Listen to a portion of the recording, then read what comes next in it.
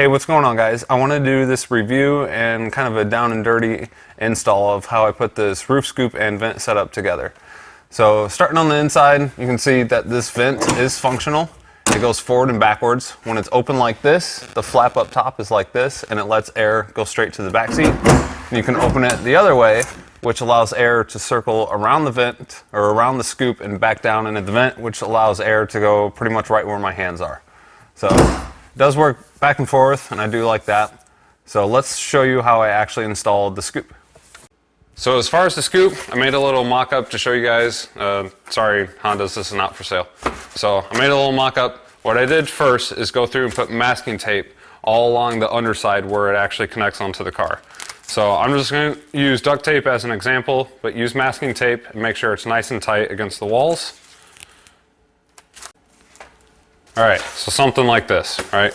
So now we have this nice little layer of tape on the bottom. So what I went through and did from there was I take my scoop with the actual hole, and then I would go through and figure out, so it opened both ways, figure out exactly where it would fit inside the scoop.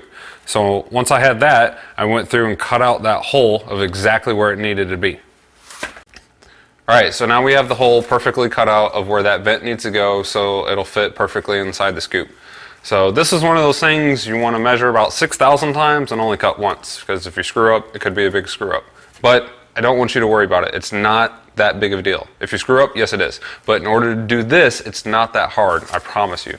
So once you get that measured perfectly and you have your hole right here, what I did is I took a grease pencil, not a Sharpie, and I go from the edge of this hole to the car.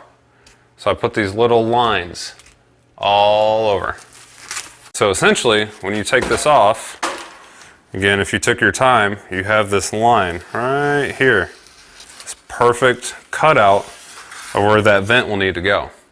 So now you have your line you can go through and cut out onto your car itself.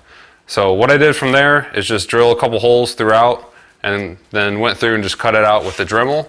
And then once I did that, as far as the actual vent and scoop itself, the vent has an edge that goes around the top of the car. I just put a lot of, kind of weatherproof silicone sealant all the way around that, and then that gets bolted into the car.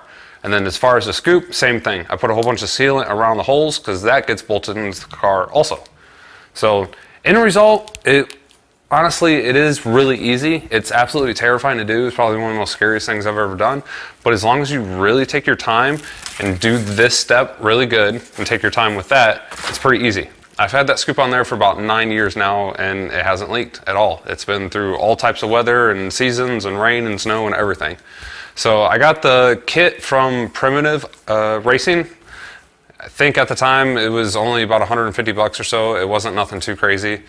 So it's really easy to do, and I really encourage you guys to do it. I love the way it looks on the car. So if you have any questions, please feel free to ask, and be sure to like and subscribe.